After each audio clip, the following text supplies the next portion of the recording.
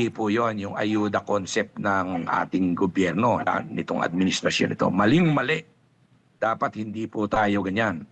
Napag-uusapan din nga yung benepisyo or tulong para naman dun sa mga middle income na apektado rin na nito po, General.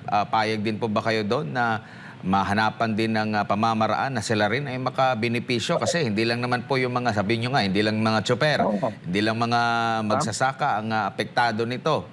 Lahat ng siguro mga hindi lang apektado nito, yung anak ng mga tiwali at mga korap na mga opisyal kasi may pera sila.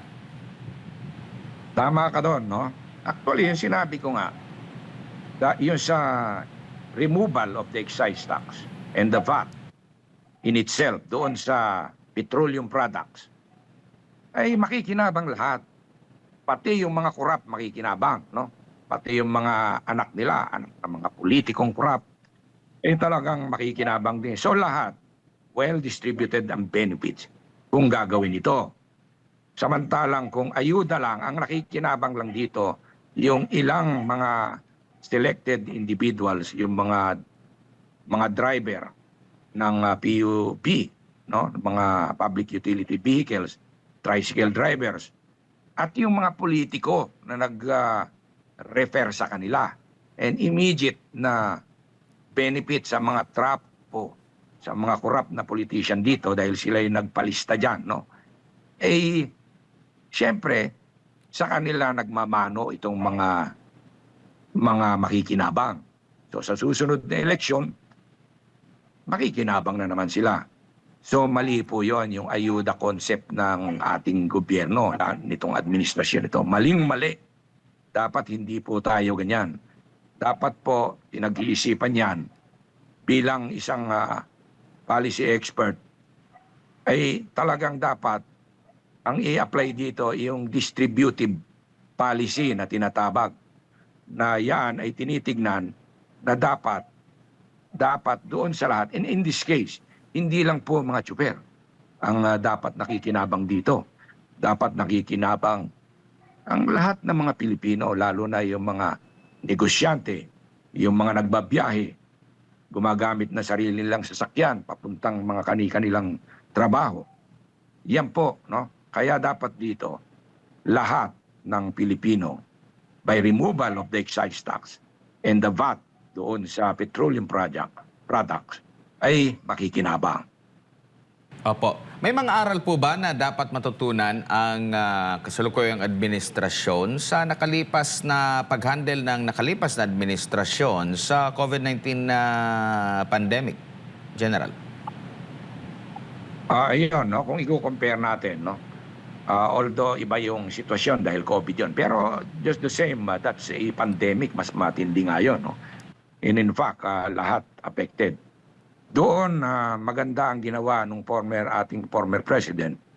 Nagkaroon siya, nag-create siya ng different committees, nag-create siya ng different task force. Meron pang ang task force, yung dating, yung secretary ngayon ng DPWH, dinesignate nga siya, no? Na doon sa vaccine czar. Opo. Ng mga medical needs, no? Kasama siya doon, yung response sa COVID, sa pandemic. Si Secretary Vince Dizon. Naging boss ko yan dati, si Secretary Vince Dizon. Nung ako'y Executive Vice President for Corporate Services ng Bases Conversion and Development Authority. Talaga pong umaaksyon yan, no? Nung panahon ni FPRRD, no? Ay talagang may iba-ibang task forces na na-create. In fact, ako as Undersecretary ng ARTA, ng Anti-Red Tape Authority din, ay member ako ng isang task force doon nga sa COVID response. Every week yan, nagmi-meeting kami via Zoom, no? Talagang doon dinidiscuss yung mga policies, what actions need to be taken. Dapat ganon maagap, hindi reactive, no? Bago pa mangyari ang isang problema, ay talagang pinagtutuunan ng pansin. Yun ang malaking diferensya. Ito reactive. Yung yung dating gobyerno under Duterte is proactive. Yun ang big difference nila. Proactive versus reactive. Opo, may nakikita ba kayong crisis mismanagement sa kasalukuyan po, General? Yes, ito example is itong fuel crisis na nangyayari. Ay biruin mo ang ahensya na may tumututok dapat dito ay yung Department of Education. Pero eventually akalain mo ba nung hearing si Secretary Garin wala, tapos nung dumating patulog-tulog, no? Inaantok. Tapos nung tinanong yung taga DOE, kung tinututukan ba nila, paano nila matututukan ang isang problema na kung ang isang ahensya ay pumapasok sa loob ng 1 linggo, instead of 5 days, 1 day lang ang pasok nila. And dahil nga flag racing, every Monday lang po sila. Wala pong ahensyang gumagawa niyan. Merong gumawa lang yan noong panahon ng COVID. Pero that was during the pandemic, no? Work from home. And eto, kineri over ng DOE. Ang nagpre-prevail lang nung matapos ang pandemic ay yung ang option is 4-day work, no? Ang DENR, 4-day work yan, no? Yung iba nagme-maintain ng 4-day work. Yung iba 5 days. Pero first time in history na dapat kung ganun din lang ang gagawin, dapat i-abolish yung Department of Energy na yan. Kasi isang beses, isang araw lang papasok.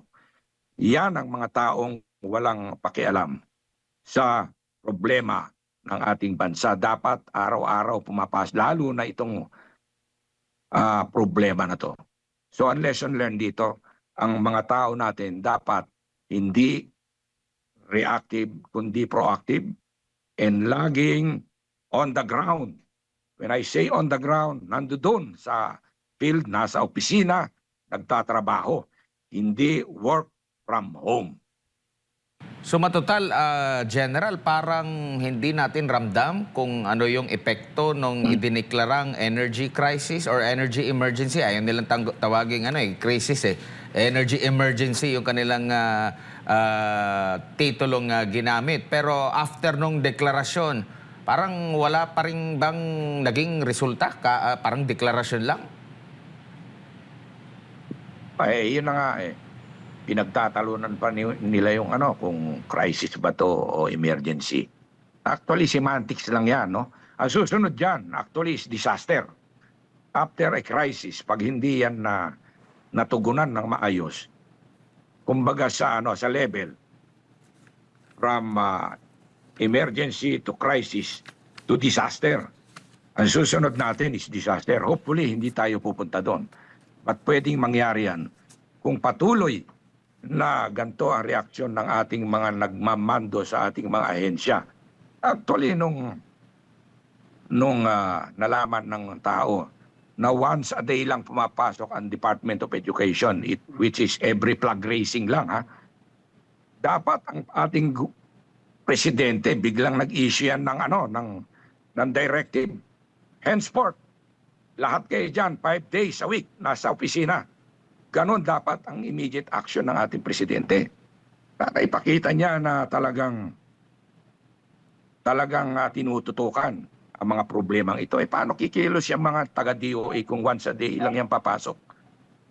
Kalokohan yon. Walang ahensya or any corporate or company ang magsusurvive pagka ganyan. And in this case, itong DOE, walang mangyayari sa atin pag ganyan sila magtrabaho once a day lang. I don't know kung binago na nila yan, no?